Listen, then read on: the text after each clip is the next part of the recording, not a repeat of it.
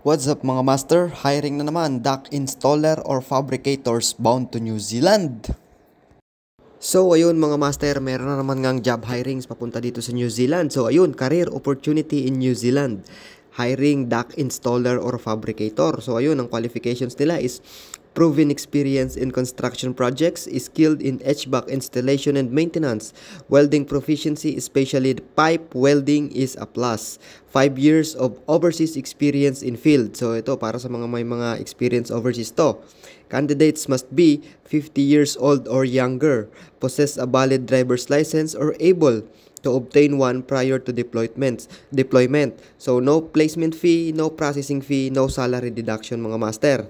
So ang agency na nag-hire is Long-Term Recruiting and Development Corporation. So makikita nyo ng kanilang POEA license. So pwede kayong mag-submit ng inyong mga CV or email sa jobs@longterm.com.ph. So ulitin ko, para ito sa mga dock installer or fabricator. So baka para sa inyo ang job opportunity na ito, mga master.